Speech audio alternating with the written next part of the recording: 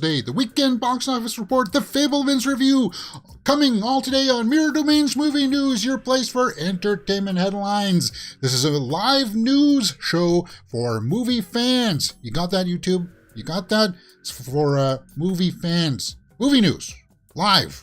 Yeah. And we're going to be talking about all the big movie news headlines of the day. We're going to be talking about what Helena Bonham Carter said. Which is kind of controversial out there. Dwayne Johnson says that, they never wanted Superman, WB did. So he went to bat for him, and that's cool. Avatar 2 rating. Why is it going to be PG-13? Some explanations in there. We got some movie reviews. We're going to be talking about Barbarian and the Fabelmans. And as well taking a look at the box office report. But we take... we start off the show by talking about Wednesday series on Netflix and its reception, which has been fairly good. Wednesday, Netflix lands surprising place on Rotten Tomatoes list of Addams Family releases. Guys, if you haven't seen it yet, Jenna Ortega, Tim Burton come together and make this series. We have a full live watch along for this up on the channel right now. It's nicely in a playlist for you guys. All 8 episodes. And it's worth it. It's totally worthwhile watching this. And I'm glad that it's actually getting some decent numbers here. Good. People are watching it. Tim Burton has delivered quite the experience here. Yes, for sure. So 71% on the Rotten Tomato meter. Really? Anyway, it's done so well that Wednesday fans have already begun petitioning Netflix to greenlight a season 2. It's very self-contained in its story, so I guess you could have it wouldn't be, it'd be kind of like the Hogwarts. It'd be like year 2 kind of thing, right? It'll be the next year in their schooling, because this season deals with a mystery, and that mystery, all the answers to that mystery kind of get solved in this, but it leaves the door open for more to happen for sure. Rotten Tomatoes is 72%. It's higher for the audience. So critics were a little bit harsher on it. I thought it was good. I thought it was entertaining. It kept you enthralled, and I would be up for a season 2. It's a series that, yeah, guys, check it out. Jenna Ortega. You're not going to get bigger than her right now with all the success she's had this year with Scream. X, she was in X, and she's in this Wednesday, and she's going to be in Scream 6 as well. Lots of cool things happening for Jenna Ortega, and she is awesome as Wednesday Addams, and I guess she even did some of her own choreography. Jenna Ortega choreographed her own gothic dance scene, and that's a scene that I did record a short for that. Maybe I'll publish that short out, just my reaction to it while I was watching it. There's a dance scene in the... Yeah, guys, it's about like high school for outcasts, right? And she's just doing there, and she has a dance scene because there's like a winter kind of dance theme, and it was cool. I dug it, man. So she choreographed that herself. Fascinating. Episode 4. Yeah. Let's see what she said. I actually felt really insecure about this. I choreographed that myself, and I think it was very obvious that I'm not a dancer or choreographer. Well, she pulled it off, I would say. Wednesday's dance scene was more important than you realize. Why was it important, though? When I saw it, you knew that because, Gomez and Morticia are like the romantics, that they would at least educate their kids in knowing how to dance, because dancing is a big thing for Gomez, right? At least as a character. So they would know how to dance, and she's well versed in it. So I thought it was a cool scene, and she choreographed that herself, guys. Have you seen the Wednesday series? Let me know if you have in the comments below, and we will talk about it. Watch that playlist that I said. It's really cool. Okay, guys. If you don't know how this works, we're a live news show daily, 12 p.m. Eastern, Monday to Friday. And if you are curious about following me on all the other social media handles, sometimes those shorts that we publish, you can see extended versions of those. You get to see some stories on the TikTok and Instagram right there. Just to keep up with what's going on in my little world. Nothing too out of this world, but yeah, fairly normal fare. All right, guys, it's Monday, so it's time for the weekend's box office report. Let's pull that up. Now, guys, we got a little bit of a decision here to make because it was kind of like a 5-day weekend in the States. So I see that Box Office Mojo has published, well, 3 for 5 days, 4 days, and then just the normal 3 days. And I'll show you the differences between the just the 2-day. This just the normal weekend numbers says that Black Panther was in the number 1 spot with 45.9. But if we count all 5 days, it actually goes up to 64 million. So we'll use these because you see that the rankings there, nothing much changes in the positions of things. Just a little bit on the bottom end of the scale there. But overall, we'll use the 5-day and we'll just go for that. It is what it is. I'm sorry, guys. Oh, okay. Number 1 was Black Panther Wakanda Forever. Number 2 was Strange World. Number 3 was Glass Onion, Knives Out Mystery. Guys, that was probably the best movie that I've seen in, well, a long while. We'll talk about that. And number 4 was Devotion, that flight movie with Jonathan Majors. Really, that cracked the top 5. Good for it. And The Menu held in there for number 5, 7.3 in the 5th spot. So Devotion, I think I'm going to go and see Devotion tomorrow because it's Cheap Tuesday. Strange World was also the other new release. I didn't go see, but we'll be talking about that because apparently it's going to be a huge bomb for Disney. But Glass Onion, guys, out of all these movies, Glass Onion was such a fun theater experience. And we'll talk about that. Actually, let's pull that up. Let's talk about that right now. Glass Onion. Because it's Netflix, you never thought that they would publish their numbers, but they did. So that's good for them. And I would say to them, guys, based on this, and based on what I saw in the theater, because I it was only playing in one theater here in town, so I went to see that. But out of all the other theaters, people were going to see Black Panther and The Menu and Bones and all. Glass Onion had the most people in the actual theater with me, and it was such a fun experience that if I were the studio, if I were with Netflix, I'd be like, let's keep this in the theater for a few more weeks, guys, because this kind of a cheddar, Glass Onion is going to have that word of mouth that people are going to be talking about it. And you want to have, I would say, just run it right up until we see it on Netflix in December. That's what I would do. Or at least try to get it out there for another 2 weeks or so. Because how could you say no to the extra 20 million that it would bring in the next 2 weeks? Because it's going to have that word of mouth, that Glass Onion. It's awesome. It's going to end up in it is. It is going to be in one of my favorite movies of the year list. It's going to be in the top 10 for sure. Maybe even the top 5, guys. That's how good it is. It's just a lot of fun. Fun at the movie theaters. That's what you want, right? Fun. It's like a mystery. And Daniel Craig is awesome in this, but the rest of the cast is also great as well. I've done a full review for this, and some on the channel right now, so go check that out. I loved it. I thought it was great. It'd be awesome if they kept that theatrical run going for it. But Glass Onion, 13.2. That's not bad. That's really good, actually, considering that it was like a Netflix and it doesn't have any international numbers, so I guess it was only domestic.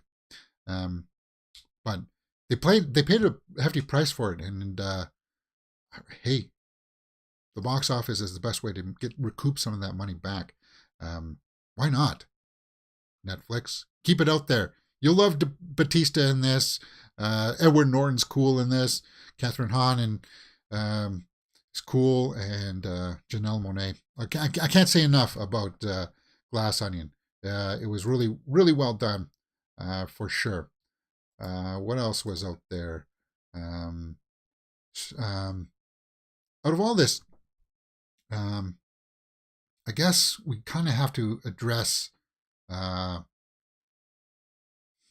Strange World, right? I know that a lot of people are saying that this is going to be like a huge bomb, and I think yes, it will, because for some reason the budget for it was like 147. I don't know if this was Chapek's call or like why the marketing just was. First of all, the marketing sucked. It was awful.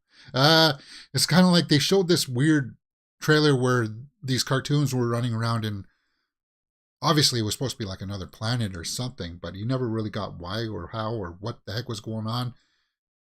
It just kind of looked like the animation studio was just wanting to flaunt their abilities to create weird things.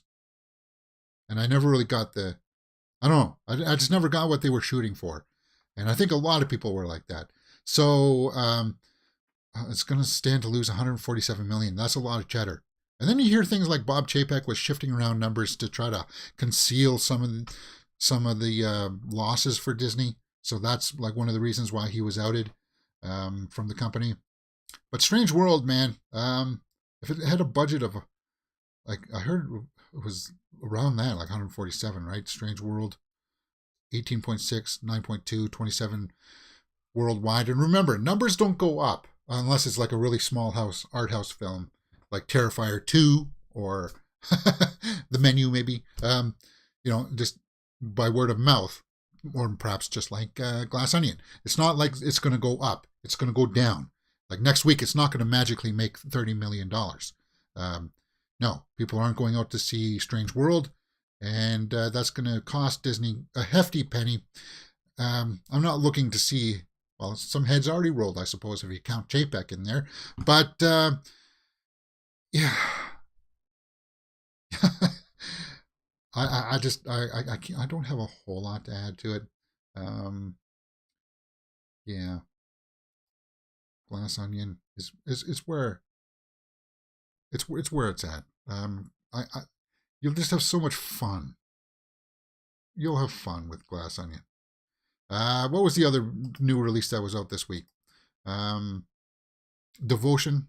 I'm seeing that tomorrow, and that's the flight movie with Glenn Powell and Jonathan Majors, right? And apparently, I hear it's pretty, like, the flight sequences are fairly cool in this. So I'm gonna go check this out tomorrow at the Cheap Tuesday, and 9 million. I'm sure that's not what they were hoping, but it's out. It's out now with a bunch of other stuff like Black Panther, and yeah, a lot of people just didn't go out to the movies, I suppose, this weekend. And Bones and All was the other one, right? Bones and All, 10th, 1.3. I never heard of Strange World. Is the cast well known? Trying to figure out it's poorly received. Well, I don't know anything about the cast either, and I don't think it's it's not that big of a deal. When it comes to voice casting, it's kind of like it is what it is. But I guess it's not all terrible. In the UK, I guess the numbers were a little bit shifted there. Matilda the musical topples Black Panther 2 at the UK box office. So Emma Thompson was in this Matilda the musical. Did that even fare on our list, guys? Matilda the musical? Must have been only a UK thing. I don't see it here. Yeah, so Matilda the musical would have made more than 64 million. I don't think so. Maybe just on the 3-day weekend, because you guys didn't have. We don't celebrate the U.S.'s Thanksgiving at the same time, so it was this holiday weekend was only for them. So I'm guessing it's the same way that it would have been in the UK. But Matilda the musical, never even heard of it. Theatrical run in UK, Ireland, earning more than 50% of the overall box office. Okay. Well, good for Matilda. So we see that, well, there are other markets out there that Wakanda Forever is getting its run for its money. Now, the only thing else opening up next weekend, guys, is that Christmas movie with David Harbour, Season's Beatings, right? Or Deadly Night or whatever it's called. And I don't think that's going to... It'll make the top 5 maybe, but like 4th or 5th. Well, Knives Out is only going to be out there for No, Knives Out will still have its numbers come in. But next Thursday, I think, is the last day you can see it. Which sucks. Which I still think you should go see it. But Bones and All, I did a full spoiler review for Bones and All on the weekend. That's a Timothée Chalamet, Taylor Russell movie with Mark Rylance. And yeah, 5.8. Now, that's probably what the budget was. The budget was probably 5.8. Even it probably wasn't even 5.8. So I'm guessing that Bones and All probably did okay. I don't know if I really want to know because I talked about this, right? Bones and All, the real meaning of Bones and All. It's not about cannibals. Well, these two are cannibals. They do kill people. They do eat them. Um, how is that not about cannibals? Well, because, James, it's all a metaphor. It's supposed to be an allegory for something. And it's kind of like, nah, get out of my face with that. You're trying to use them eating people. You're trying to show them with like blood all over their faces and stuff like that. And you're saying that it's not, you're not using that for shock value. Get out of my face with that kind of BS. So they're saying, well, what is the deeper meanings of Bones and All? And I said this on the weekend too. It's kind of like one of those movies where it's kind of like pointless. You find yourself after saying, okay, we watched these two, I guess, fall in love with each other. I don't know why they're falling in love with each other. What does she like about him other than he's another person that eats people? What does she like about him? What does he complete in her? You don't. They don't know. They don't even go into it. So it's kind of like it's as a love story. I thought it failed, but this article out here comes to its defense, saying that it's supposed to be about home and place and where you find your home. It's like, what? No, they're traveling all over the place trying to find her mother, and that story pretty much wraps up. And you're like, okay, so what happened? You found her, and then it didn't really mean much to you after that. You argue about it, but it's more about you.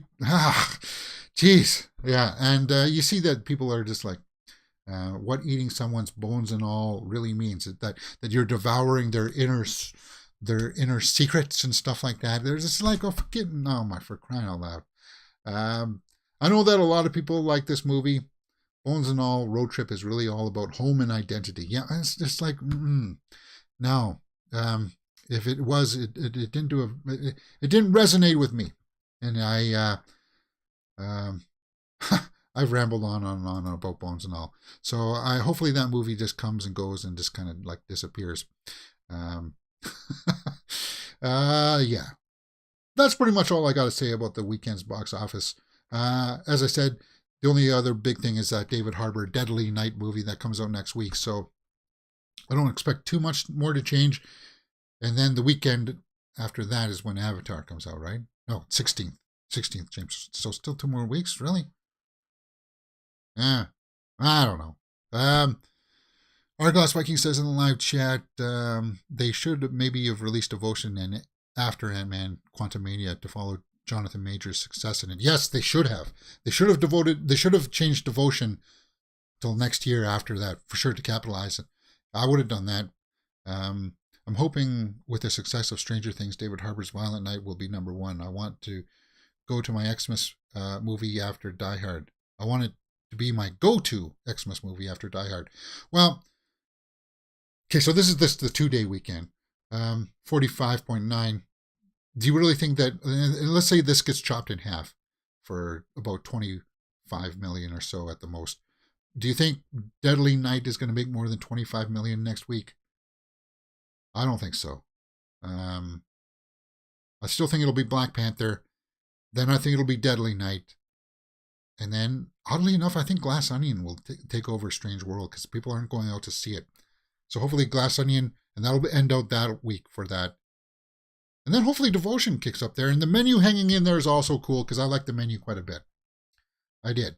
And The Fabelmans, I think that comes into a bit of a wider release next week. It was only in 638 theaters, The Fabelmans. And that's something else too. If that opens up a little bit wider, that'll get into the top 5. The Fabelmans will certainly get into the top 5 because that was a good movie. And it was from Spielberg. And this is the situation where, yeah, it started off smaller, 3.4 worldwide right now, but it's only in that many theaters. So when the Fabelmans opens up into wider releases, gets more theaters opening and going for it, then that number will go up. That's the only kind of situation where numbers go up. It's not going to be like that for Strange World that's already been out in 4,100 theaters, right? 4,000 theaters. It's not. That kind of market trajectory just doesn't happen. So the Fabelmans will go up, Strange World will go down, and burn a whole bunch of money for Disney. And that's pretty much the way that the weekend's box office has gone. Now, I know that a lot of people will want to talk about the Strange World being a huge failure, but okay. You know what? They've also had lots of successes, so it's kind of like one cancels out the other in my books. And I don't watch a lot of the animated stuff, mostly because it's kind of like, I know a lot of movie fans find this weird, but because I am, older, it's like, why would an older person sit down and watch a kid's movie all by themselves? Well, it's a Pixar movie and it's meant for all audiences and you'll find value in it as well. But it's kind of like, but still, why would I do that? Anyway, let's talk about the Fabelmans now, guys. It's very much an adult film. Yeah, adult subject matter. So I'm just going to key up my little spiel here. And I think we're ready to rock and roll, because I'm going to cut this out and post it up on YouTube later. The Fabelmans. Let's get into this. The Fabelmans is out in the theaters right now, guys. It's directed by Steven Spielberg. It's semi-autobiographical. And here's what you need to know. Is it a good movie? Yes, it is. It's a very good movie. Now, what you also need to know is that it's a little bit slow to get going, but it's kind of interesting because it's kind of like, well, these are events from Spielberg's life, right? I feel like I'm kind of like peeking behind the curtain, and should I be watching this kind of stuff? Because it's obviously based on his family, right? His home life growing up and stuff like that. But it also goes in to deal with his trials and tribulations. Is that what it's called? Anyway, him growing up. Loving film and trying to use it as an art form to express himself. And of course, then he runs into anti-Semitism along the way and stuff like that. Just trying to learn what it is to be like a young man. And then he's got family problems. His mother's kind of not happy. She's depressed all the time. And it's very interesting how that all kind of plays out. Like the casting in this is phenomenal, with Paul Dano playing the father and Michelle Williams, the mother. Great performances by them. Everybody will be praising Michelle Williams, but I also think that Paul Dano does some really cool stuff in this too, because he's got he has to do a very subtle performance in it, right? Just because of the way that the character is played.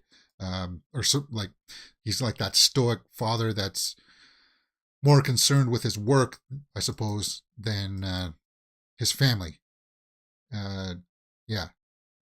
Hirsch comes in there just as a small scene as an eccentric uncle that tells him to be in love with film. Seth Rogen is in it as a member of the family. Let's pull up the IMDb here and just round out the cast. Michelle Williams, yeah. Gabriel LaBelle plays the younger Sammy Fabelman. Sam. He always says Sam, not Sammy, but his family and everybody else calls him Sammy. He does a good job.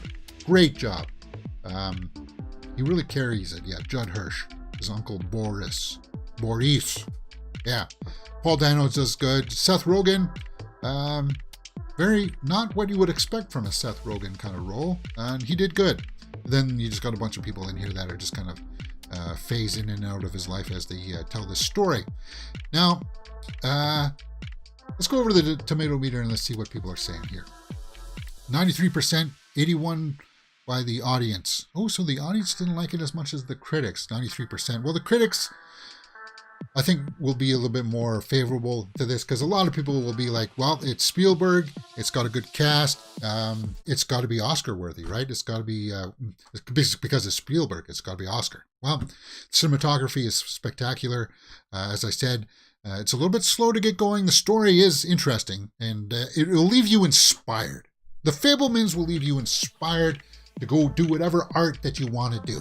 If you're a painter, somebody who writes stories, draws, works behind the camera, makes stuff, it'll leave you inspired to go out and do that stuff. And Spielberg definitely delivers for the Fabelmans, for sure. Now let's go over and take a look at some of the snapshot reviews for what people are saying about this. And over on the Tomato Meter, some snapshot reviews. Let's take a look here from RogerEbert.com. The experience is quintessential Spielberg. Okay, that's very quick. Yeah, it's very Spielbergian. Let's see what Austin Chronicle says. Inevitably a self-indulgent yet delightful origin story. Yeah, okay, so there's a key word right there. Self-indulgent. And normally that has a negative context to it, like a connotation to it, where people are like, oh, this is self-indulgent tripe. I don't know what this Bones and All is all about. But anyway, the Fabelmans is, yeah, it does call for that, but it also, because it is semi-autobiographical, there's even a part in the movie where he's kind of like, don't tell anybody about this. And then he says, I won't unless I make a movie about it. And you know, that's just Spielberg tapping his nose to us as the audience, right? It's full of stuff like that. And as I said, there's a couple scenes in it where he's like, there's a scene between Michelle Williams and the son, where he finds out a secret, and it's kind of like, should I be paying attention to this? Like, it felt very personal. You felt that. So Spielberg did a great job of conveying that. And I think it's probably his best film in the last 10, 20 years. For me. Just for me. Because he wasn't trying to make a big political statement or a statement about society or anything like that. He was just, this was just kind of like chapters from his life. You know, once it starts going, guys, when you know it starts going, you're in it, and you're in it to the end. You won't even notice the time, the run time. What was that run time there? 2 hours and 30 minutes. Yeah. But it is a little bit slow when they're the younger kids, just because he just wants to establish the tone. And he kind of, yeah, self-indulgent a little bit with that stuff. It could have been a little bit shorter, I suppose, but that's only like a minor gripe, because it is Spielberg. Let's see if I can find a bad review here. Somebody who didn't like it. Because, I like to get all the perspectives. Okay, so here's a bad one. I respect the effort, and it has nice moments, but as a whole, the film rang flat, and most of the endearing sections felt phony and inauthentic rather than moving. Well, that's just somebody's opinion about perhaps the Spielbergianisms in it. Here's another bad one. The Fabelmans is going to charm and delight a lot of people deservedly. Still, it was a treat too cloyingly sweet for my palate. So maybe it was a little too over the top for some people, but overall, it was a good movie, and I would say that it was probably Michelle Williams might get a nomination for this. But you know who, as I said, who else should get a nomination for acting in this was Gabriel LaBelle, Sammy Fabelman, our main character, because he's kind of at certain points he's kind of like the voice in between Paul Dano and Michelle Williams, the parents. Yeah. And then he's got interactions with his family as well, his sisters. Good film. The Fabelmans, guys. Have you seen it yet? Overall, guys, I would have to say that it was a 9 out of 10 for me, for The Fabelmans. What do you guys think? Let me know in the comments below. Go and see it in the theater if you can, because this is another movie where, just like Glass Onion, Knives Out 2, there are moments in it where everybody in the theater will be laughing, going, oh yeah, because it was funny. There were some genuinely funny moments in this too, but it also had the range of sadness at times, and overall you'll just feel inspired. As I said, you'll feel inspired to do whatever art or whatever makes you happy at the end of it. And Spielberg delivers with this. The Fabelmans. What do you guys think? Let me know in the comments below, and we will talk about it. You're watching Mirror Domains, your place for entertainment headlines.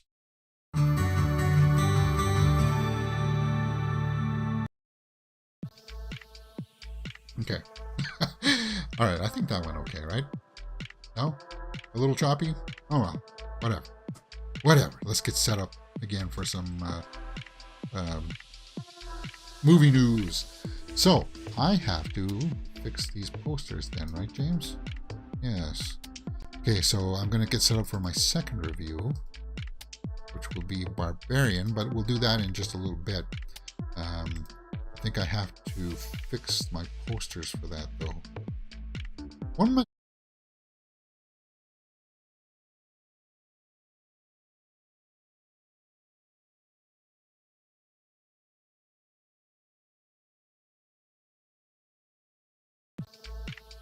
There we go.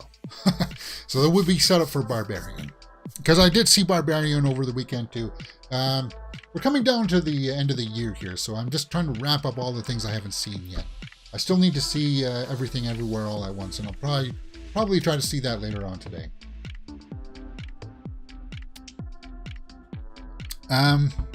Okay. Let's get back into the movie news here. Movie news. Yeah, Fabelmans was good. It was really good.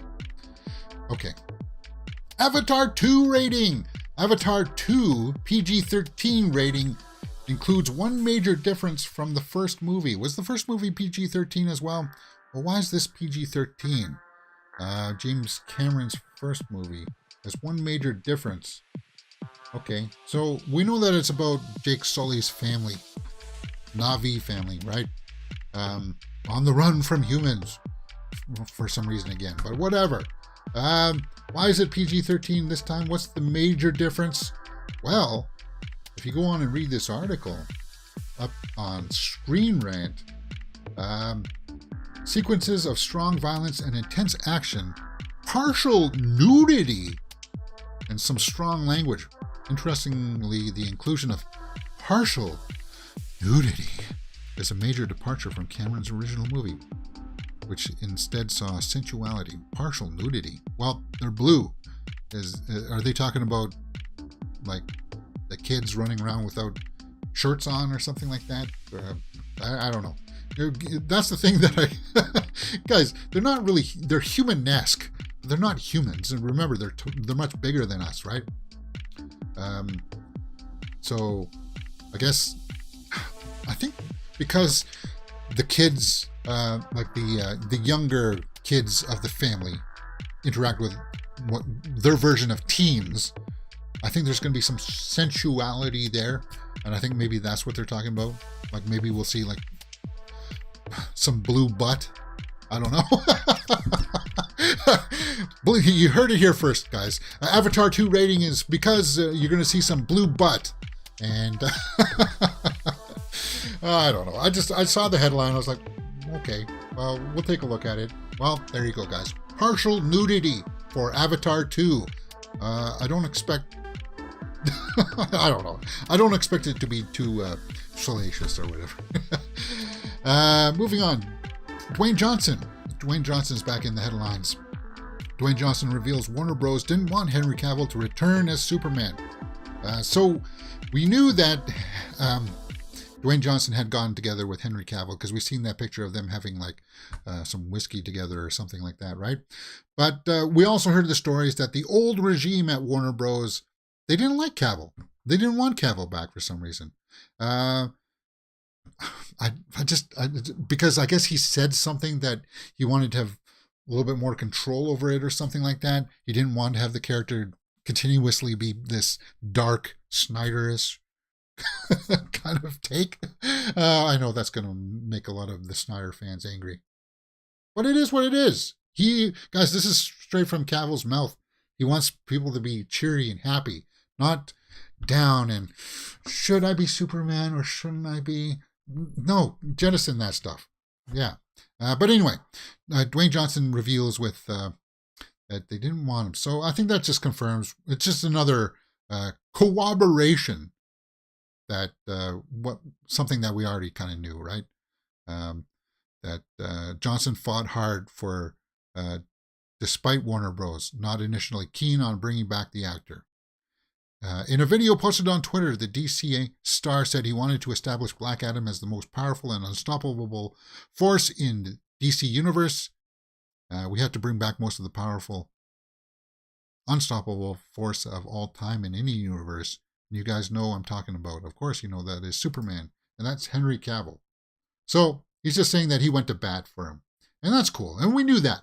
So I guess it's just what, I don't know why Deadline, which is a major trade, is posting this story now, because it's been a little while since Black Adam's been out, and we kind of knew that when that came, that post credit came to light, right? Thank you for getting Henry Cavill back. He is the best Superman. No disrespect to George Reeves and Christopher Reeves. Watch Man of Steel a zillion times just to see Henry. So there are a lot of Superman fans, a lot of Snyderverse fans that'll like that. But as I said, I don't think, I've always said, it's going to be a change of tone with Superman, guys. And I even hear things that they're planning to retcon the death of Zod, which would be totally absurd. But looks like, for the most part, The Rock is I'm not even going to read that one. Most people are on board with this. And I don't speak Spanish, so I don't know what that says. But it just confirms something that we already knew. To spare us some controversy. But let's go in and talk about this controversial story. Helena Bonham Carter is in the news on Hollywood Reporter, and she says Helena Bonham Carter rails against cancel culture. Okay. But also defending J.K. Rowling and vindicated Johnny Depp. Now, she's worked with Johnny Depp on a number of projects, right? Especially with Tim Burton projects. So the actress called out a witch hunt and a lack of understanding, and said that the treatment of Rowling has been horrendous. Guys, I don't know exactly all the things about Rowling and what she said, because a lot of it was directed to, from what I understand, of schools and stuff like that in that part of the world. And I don't know anything about the social politics of that area of the world. It'd be just like me talking about what you should and shouldn't do in Indonesia. It's like, I don't live there. I don't know anything about living there. So I don't know. I know that a lot of people felt like Rowling was being bigoted, that she was saying stuff that were against the LGBTQ community. But I also like to look at things with a measured response. So we'll see what this story says here. Helena Bonham Carter. Maybe you can follow along with my my thought process on this. Cancel culture is something that I don't really agree with myself. I'm a progressive, right? I'm fairly open. I say, you do what you want to do, as long as you don't tell me what to do, then I won't tell you what to do, kind of thing, right? Cancel culture, I think, is only necessary if somebody commits a crime that's so outrageous that, yeah, hey, you killed somebody. Hey, you inappropriately did something to somebody else. Yeah, you should lose your platform. You go out there and you make anti-Semitic remarks and say, well, I'm just saying the truth as it is. What is it that they said in Knives Out 2 there? Don't mistake speaking blindly as speaking the truth, or something like that. Some really cool quote. It's been up on Twitter. I should have pulled that, actually. But yeah, let's just see what this article says. A witch hunt and a lack of understanding. So she's going to bat. I like Helena Bonham Carter as an actress. Beatrix. Yeah, I like Beatrix. I was rooting for Beatrix. Let's see what she said. Okay. criticize the notion of someone's personal life should be impacted for their career. Do you ban a genius for their sexual practices? Question mark. There would be millions of people who, if you looked closely enough at their professional life, you would disqualify them. You can't ban people. I hate cancel culture. It has become quite hysterical, and there's kind of a witch hunt and a lack of understanding. Well, yeah, some people just like to... There are people out there on the left side as well as the right side, especially on the left side. The extreme left side wants to cancel everybody for everything, right? It's kind of like if you accidentally fart in a library in the quiet zone, you must be canceled. You must lose all your jobs. And it's like, no, get out of here. No, that's yeah. And in that kind of understand, like that kind of lack of understanding. Yeah, I sort of agree with that. So this quote doesn't really give us a whole bunch of context to what she was saying about that. She also said, I don't think there is for someone like Kevin Spacey. And Johnny certainly went through it. Well, no, there's no redemption. See, now Kevin Spacey, he was accused of a crime. He handled somebody not appropriately on set, doing an art form that he makes money from. So in that aspect, he should lose that avenue of making income. I don't have any problem with that. Now, Johnny's different because he was accused of it. And I know in some courts in the UK, he was charged with it. But the big cases here in the United States, he won. So, Johnny is going to have a path forward from this. His career shouldn't be ruined. Because it was just ugly. It was an ugly situation on both sides. We know what happened in that Depp divorce case. Right? If you followed it, it was hard not to follow it, even from the headlines point of view. So she says completely vindicated, Amber Heard. But I want to know about this, what she's talking about with the Harry Potter writer here. Maybe they'll give us a quote from what Rowling said. No? Okay, so it's horrendous, a load of bollocks. I think she's been hounded, Bonham Carter said about Rowling. It's been taken to the extreme, the judgmentalism of people. She's allowed her opinion, particularly if she's suffered abuse. Everybody carries out their own history of trauma and the forms of their own opinions that trauma, and you have to respect where people come from and their pain. You don't all have to agree on everything. That would be insane and boring. She's not meaning it aggressively. She's just saying something out there of her own experience. Now, yeah, here's what I would also say about Rowling. And I know a lot of people would maybe try to cancel me because of this too. Did she kill anybody? Did she harm anybody on a monetary level? She maybe hurt the feelings of some people. And in this case, I don't agree with what she said. I am transphobic. Because I think she was trying to do what they're trying to do in the States in some places, of trying to draw that hard line of what makes up a male and what makes up a female, and saying that you need those distinctions for school. It was something like that, right? And if you can't make the decision, don't teach it to people. Is that what something like that? I think there's intelligent conversations to be had about that for sure. Now, did she say it the most tactfully way, J.K. Rowling? Maybe not. But opinions are opinions, and you don't have to listen to her. You don't have to like her. You don't have to buy her books, but I wouldn't cancel her. So in some measures, I guess I sort of... she's not hurting anybody, right? Just your feelings, maybe. But what do they say? Sticks and stones. And it's not comparable to people that go out there and actively form like these kind of attacks on people. It's not like that. Okay. Well, that's enough of that. I just wanted to know what that was about because you respect Helena and Bonham Carter coming out to bat for some of those people. I don't for Kevin Spacey, but I agree with her about Johnny Depp.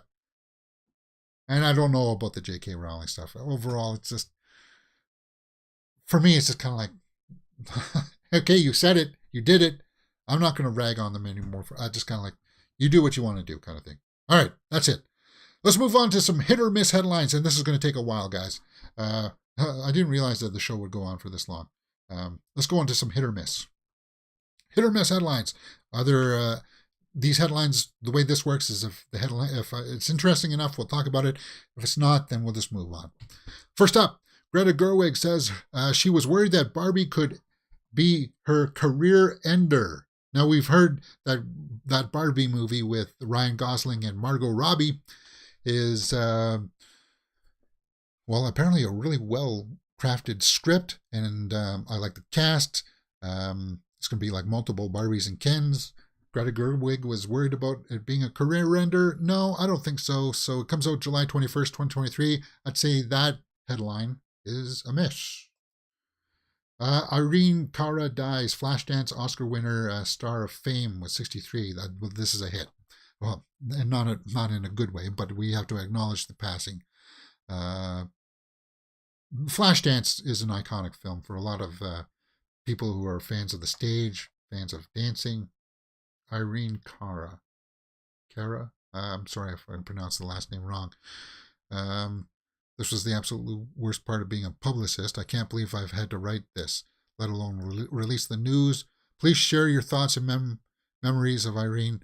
I'll be reading each and every one of them, and know she'll be smiling from heaven. She adored her fans. Okay, so that's from her representative, right?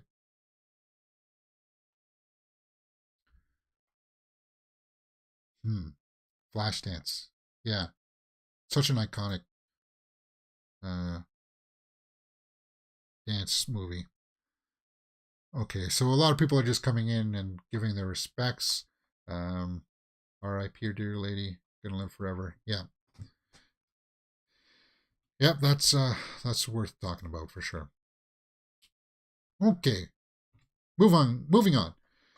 Chris Hemsworth admits he didn't finish Loki season 1. Well, guess what, Chris? Neither did I. I got to episode 4, and then they did the so-called fake death again with Loki, and I said, nope, I'm off. I'm done. And I keep on saying that I'm going to go back and finish watching Loki season 1. But I'm not interested. I'm done. No, I'm done with Loki. I'm done with the fake deaths. I'm just, because the first 2 episodes were actually really well done. I liked the questioning of him. Did you enjoy killing people? Did you enjoy this? And then when he sees his own death and stuff like that, there's opportunity there to expand on that. And then they just went down that fake death route again. I was like, oh God, oh Jesus, no. So I'm with Chris Hemsworth on this one. He never finished watching it. I think I saw an episode of Loki and I thought, oh, that's cool. I got 3 kids, mate. I've got 3 kids. And I'm off gallivanting around the place. No, I haven't watched anything. Not because I don't want to. I just haven't had the time. Well, he throws out the normal line that you don't have the time. I guess I sort of do too. Because I can sit down and watch these things that I don't really want to. Or I can play my guitar. I can paint a picture.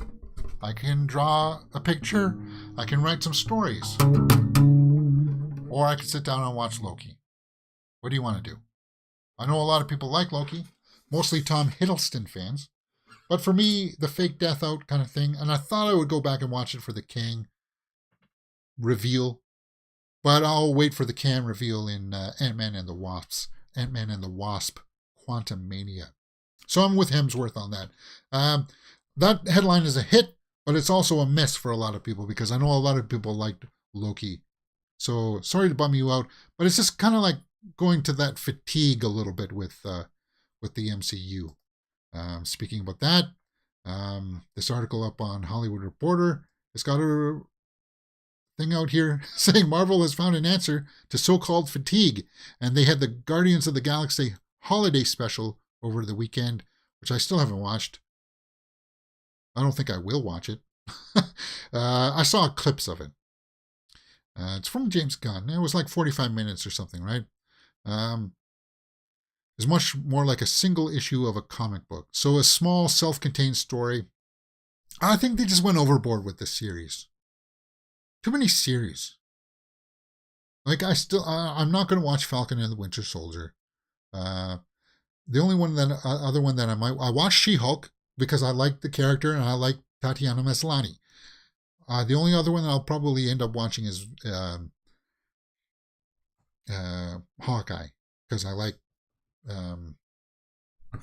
Kingpin, but I hear that he's done dirty in that. And I like Haley Steinfeld, so that's one that I may tolerate. I'll sit through.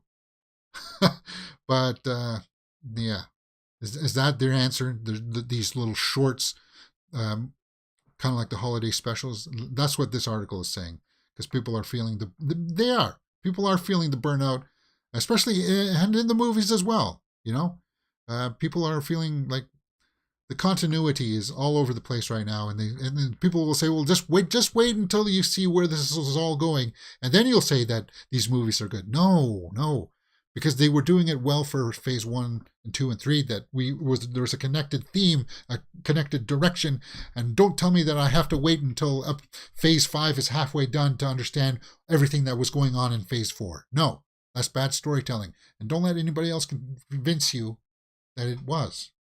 Convince you. Yeah. So that's a miss headline. This is a fun one. Antonio Banderas endorses Tom Holland to star in a Zorro reboot. I think this is kind of a hit. Although, I did like Antonio Banderas' Zorro movies. They were a lot of fun. Tom Holland is not someone that I would think would be playing a Zorro film. And you know what would happen? Talking about cancel culture, people like John Leguizamo would stand up and say, no, Zorro is going to be a Latino person, not somebody from the UK like Tom Holland, right? Or what? He's from the UK, right? But at least Banderas is standing behind him. Let's see what he said. Tom Holland, I did Uncharted with him. Oh yeah, he was in Uncharted. He was the bad guy for like 2 minutes. And then the real villain got revealed. And he's so energetic and fun, and he's got this spark too. Why not? Yeah, Tom Holland doesn't need the Zorro movie. But it would be an interesting take. It would be breaking boundaries. And but as you know that it would anger a lot of people that there wouldn't be a Latino playing Zorro. That would be the first thing out of everybody's mouth, and it would be something that would just cloud the publicity for it. But I say, well, Zorro, isn't it in the books? It's like Zorro is whoever he needs to be at the moment, so even you could be Zorro, that kind of thing. Like they try to still that, like he's the mantle.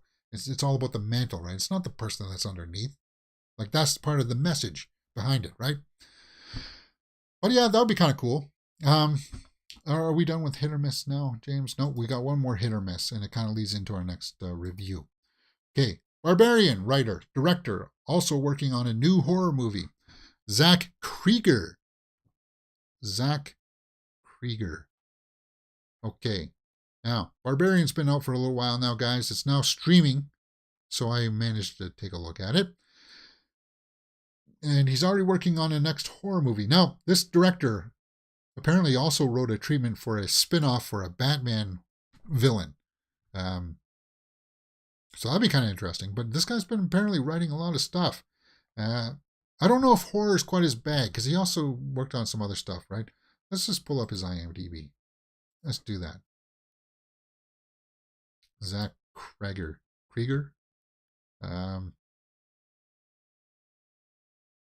Because I know a lot of people like Barbarian. Mars, post-production. He did Debbie Short, some TV series work, Wrecked. Now, is this writing? This is acting. He's also an actor. Let's pull up his directing credits. The Civil War on. So he hasn't really directed much. Miss March. I don't even know what the heck that is. Looks like two kids on the hunt for some smut. Find the actual Miss March. Trevor Moore. I don't even know what the heck this is. So they star in it. Molly Stanton is Candace. Craig Robinson was in this. And Hugh Hefner. Wow. May he rest in peace. Okay, so what's this? He's already working on a new horror movie. Like, obviously, it's a hit because we're talking about it. I'm staging now at a friend's house on the East Coast in a secluded cabin, and I'm writing an untitled horror film, and it's coming along. I'm not there yet, but I'm making more progress, way more progress than I don't know where you heard me say that, but every day is getting better and better. And so, yes, I am awesome, feeling very positive about a new horror movie. Why Zach Kreger's comedy background makes him perfect for horror films like Barbarian. Well, was it a perfect mix for Barbarian? His comedy? Let's talk about it. Let me get set up here for my Barbarian review. Why am I spilling over words today, James? I don't know.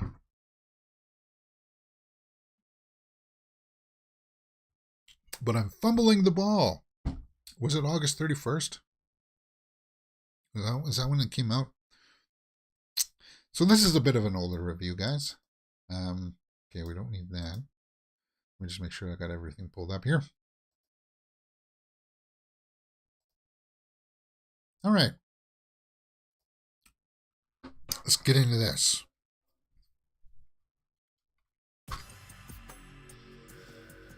Barbarian is out now streaming. And have you had a chance to see it? It's being touted as one of the better horror movies of the year. One of the experiences that you just have to check out. And I'm here to tell you that if you've got nothing else to do, maybe you should check it out. That's one of those movies, guys. Let's go over to the IMDb and see the synopsis that reads, a woman staying at an Airbnb discovers that the house she has rented is not what it seems. The movie stars Georgina Campbell, who did good in it. Bill Skarsgård is also in this. Justin Long is in this. And Richard Brake. Justin Long. Yeah. Now, guys, if you haven't seen the trailers for this, it's just, yeah, you think she's there. Bill Skarsgård's already in the house, and it's kind of like, oh, they have to stay in there at night, and crazy stuff's going to happen in the basement, right? There's some kind of weird ghoul or something in the basement that's going to come up and kill them, or Bill Skarsgård's character is kind of like the person that's, behind this all, holding this thing in the basement. There's like a secret door down there that we've seen in the trailers, so it's no big surprise. But I'll tell you this about Barbarian. It does take a few twists and turns that are kind of interesting. It's kind of like, oh, all right. It's got very interesting pacing. It's told in sort of like a non-linear point of view sometimes. It'll show the story, and then it's kind of jarring for some people to go off and have a different part of the story, and then they'll meet up. So it's told in that kind of perspective. Know that. Did it work for me though? Whoops! Did it work for me when they start kind of revealing what's actually kind of going on? And yes, for the most part, 70% of this is actually pretty good. Because it is creepy that there's this kind of like secret door that goes to this place where there's like a camera and a bed set up. So what the heck is going on in this place? Barbarian. You kind of get the impression that there's like this network of underground passages with like prison cells in it, that there's some kind of a creature or something, or the Skarsgård character is holding people down there captive. And I gotta tell you that it does do some switch ups and some things in there that are kind of innovative storytelling. But then it also goes into some weird kind of, now that I know that the director, what's his name, Zach Kreger, came from a comedy background, now that I think about that, as some of the scenes towards the end kind of play out, yeah, I can see that. The third act is definitely the weakest. And that's supposed to be like all the reveals, right? That's supposed to be when you're getting all the best parts. But I actually found that I enjoyed the setup to the film a little bit better than I actually did some of the reveals. And they try to do some gross out stuff. Like, if you know the movie Don't Breathe, where the old man, Stephen Lang, played the old blind man. And you know how that had one really gross part in it? I think they try to emulate something like that in this, but it's not as gross. It's not as gross. So it's a curiosity, I would say, for Barbarian. It's a curiosity. So let's go over to the Rotten Tomato meter and see what people are saying about it. 92% by the critics, 71% by the audience, and that's what I would expect too. I don't know why the critics like it so much. 71% by the audience. I would say Barbarian's more around 6.5. Justin Long is in this. Yeah, you won't like his character. He plays a butthead, but he starts off as a butthead. Yeah. That was interesting to see from Justin Long playing it, because he's usually the geeky kind of person, but it was kind of cool from him. Let's see what some of the snapshot reviews are from The Atlantic.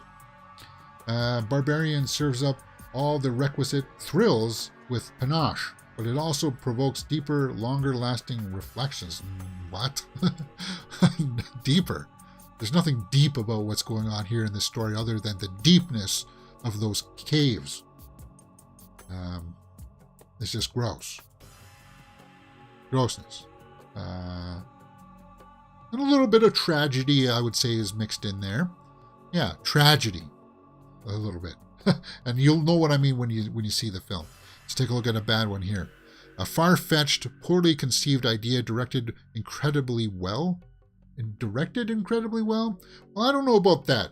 Let me just amplify that a little bit. The directing, I like the pacing of it. I like the acting of it. But the story overall, because he also wrote this too, right? If you don't like horror movies where you are like, you don't like the lead characters doing decisions that they shouldn't be doing, then you won't like Barbarian. It's kind of like, no, don't go down there. You know better to not go down there. Don't do that. It's kind of like, you just got out of there. Why are you going back in there? What are you doing? No person would ever do this. You wouldn't do this, kind of thing, right? If you're like that, then you won't like Barbarian. That's what I would say. All right, guys. Overall, as I said, give it a 6.5. It's not one of the better horror movies of the year. Like, for me, Smile is still probably right up there. Black Phone is definitely better than this. Black Phone. And I liked the Hellraiser movie. But Barbarian, it's worth a look if you got the time. That's what I would say. 6.5 out of 10 for Barbarian. All right, guys. If you like what you've seen, please hit that thumbs up button and subscribe, because we do a lot more here on Mirror Domains. We do live movie news daily, 12 p.m. Eastern, Monday to Friday, where we talk about all the big movie news headlines. You'll find something that you like here on Mirror Domains, for sure. I'll see you next time.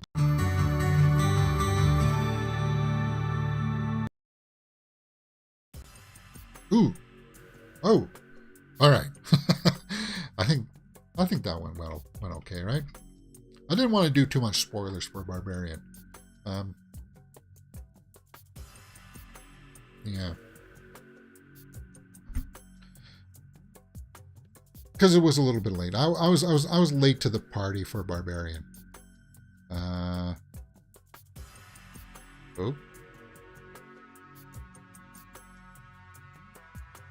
So, where are we at? Is that the show, James? Yes, it is. We're over an hour already. So, let's go over to the Twitterverse, and we'll round things up by looking at the trending stuff that perhaps I missed. See what's going on out there. Maybe I missed a trailer for something. Paul Mescal rehearsals for A Streetcar Named Desire. Okay. Ki Wan Kwan is nominated for Outstanding Supporting Performance in Everything Everywhere All at Once. I need to see this. I need to watch this today. I'm going to watch this today, guys. I have to. I have to knock it off the list. Because I know that a lot of people really like this one.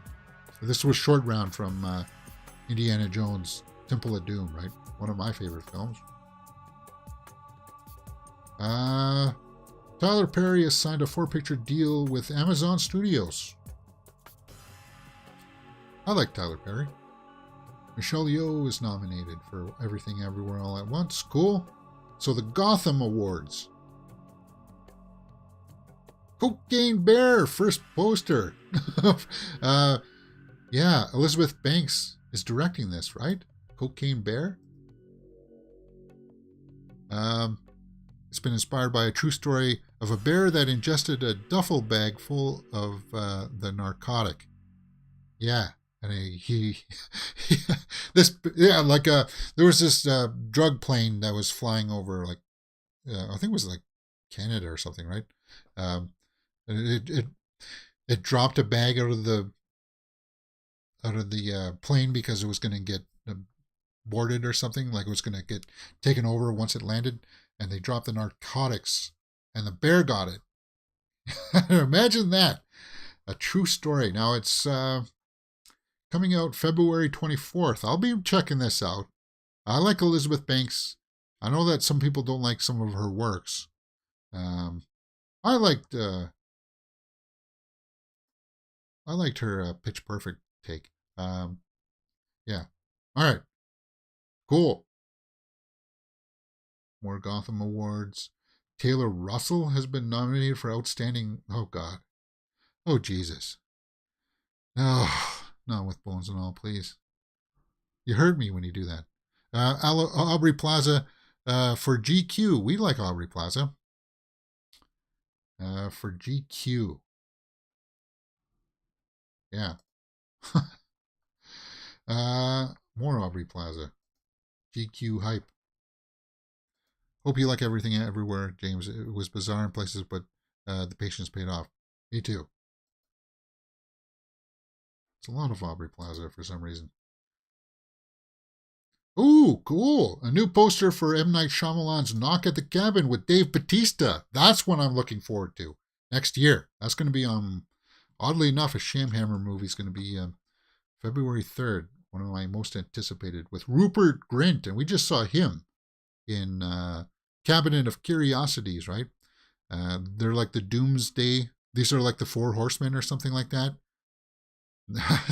And Scott Batista. And we just saw Batista in Knives Out 2. So that I'm excited for this now. I'm really excited for this. Cool poster too. Ominous. Very ominous. They all got weapons here, right? He's got an axe. Looks like a sword. Shovel. Is that another kind of... Is that like a pole arm or something? I don't know. Cool. Will Smith discusses... We're interested in that. Tobey Maguire and Damon Chazelle's Babylon. Now, guys, I don't know if I'm going to go see Babylon in the theater. I don't know. Because it's over 3 hours. And talking about... We started off the show talking about self-indulgence. Damien Chazelle, there's something about the crassness, like they're trying to promote the crassness of Hollywood back then, but it also does feel like it's managed to capture some of that self-indulgent. I'm a filmmaker, so you got to watch this film, Damien Chazelle, right? It's like, and I'm going to make it 3 hours too. It's like, no. A new trailer for Babylon. No.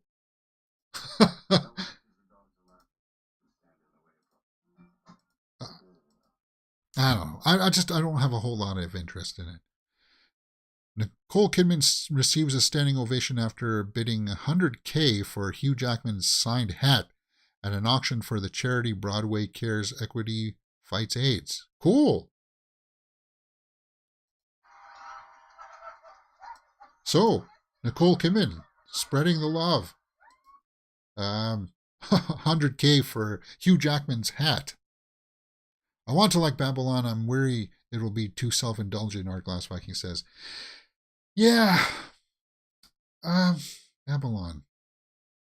It's one of those movies that I think I'll prefer to watch at home when I got the fast forward button. Because I think it needs it. Yeah. All right, where are we at? Is that it? The Gotham Awards are tonight, are they? Okay, so that's why they're promoting it all. James McAvoy says his biggest criticism of the X-Men movies was that after the first movie, we didn't take advantage of the relationship between Xavier and Magneto, which was the backbone of the first film. Why did we just eject that massive weapon? Well, it was sort of still there for Days of Future Past. But yeah, maybe I sort of agree with them on that. Because they set that up beautifully, right? It was one of the most positive experiences I've had with the studio. I don't really see them as just money gigs. Days of Future Past, I think, was one of the better films that I've been involved in. Yeah, a lot of people like Days of Future Past.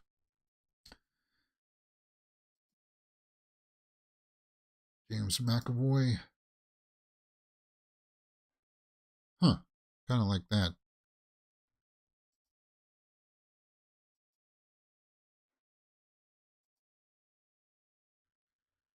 Okay, more James McAvoy. What's this? Martin Scorsese says in a new video that he recently watched Dairy Girls. Okay. Congratulations. I don't even know what Dairy Girls is. Who's binging Wednesday on Netflix? We did, and we had a lot of fun.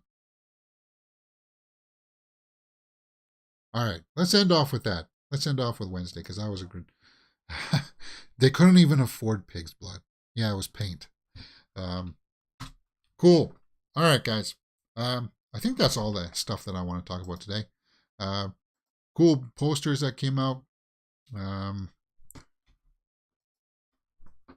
Let's just make sure that we're not going to miss any big trending headlines out there.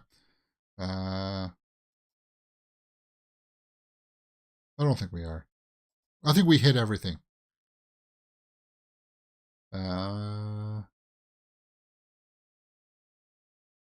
Yeah, there was a story about Namor, a Namor movie, but that's not really anything. Dairy Girls is an Irish comedy about school teenagers. It's very funny. Is it? Let me just Google that.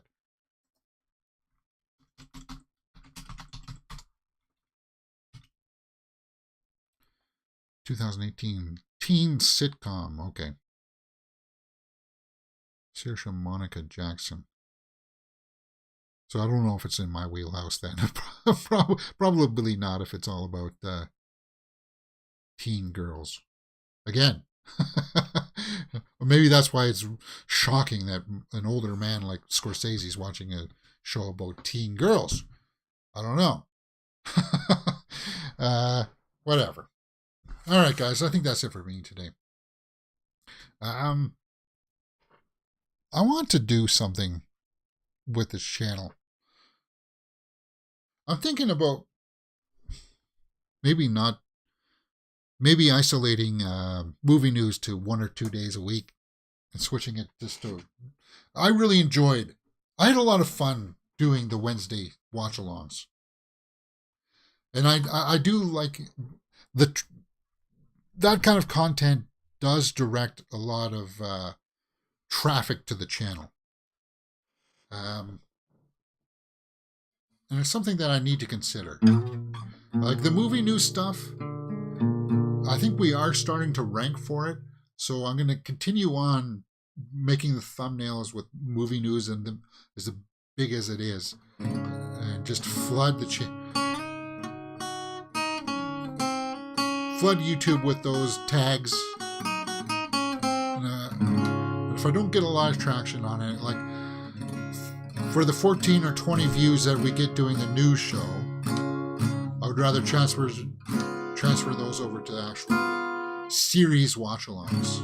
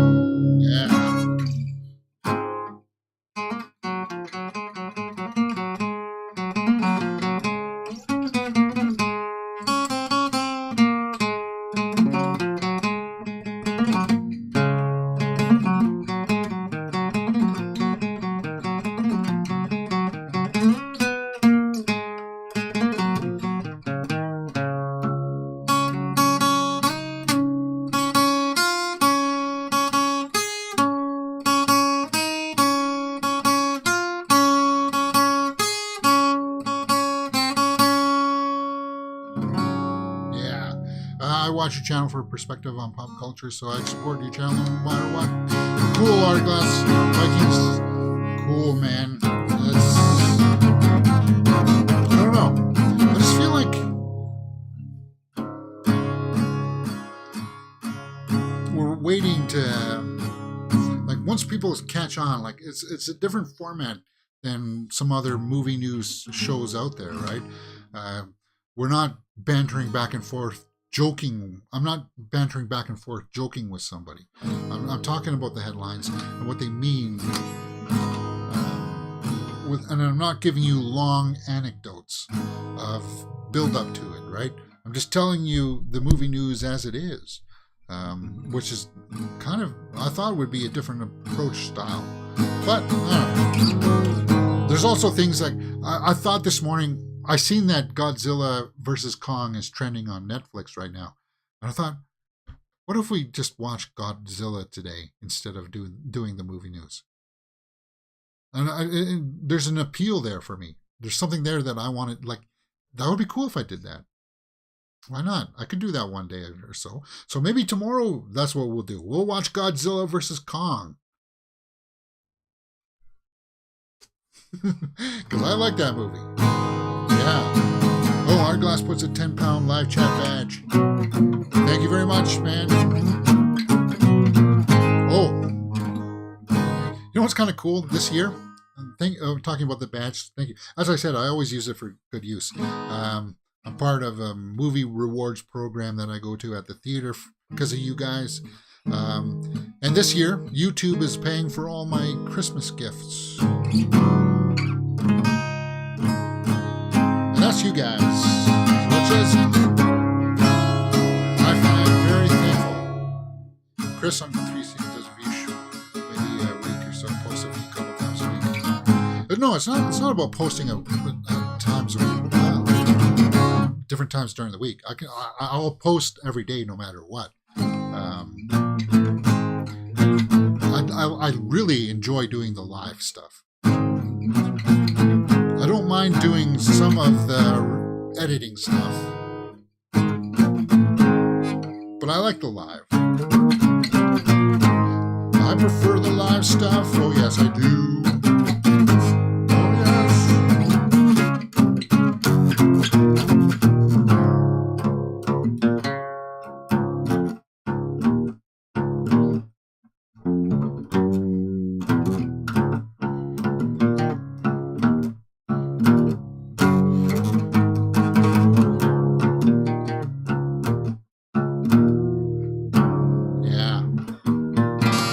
Been going on and on for an hour and 20 minutes now.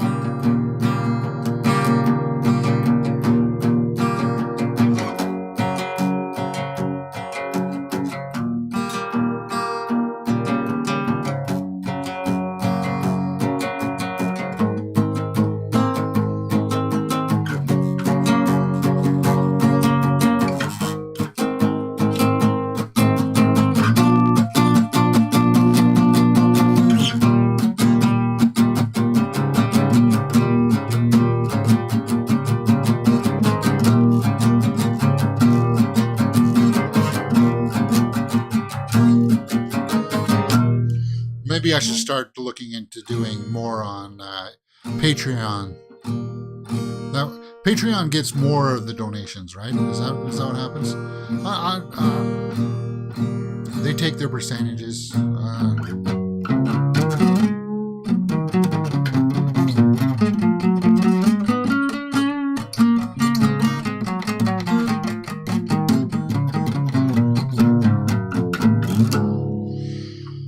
I think that's it for me today, guys.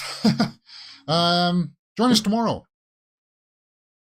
Yeah, for well, if there's no movie news, we'll be watching Godzilla versus Kong. Yeah, I think that's the way we're gonna go. Or maybe I also wanted to watch R&R too. We'll be doing a lot of cool stuff this week anyway.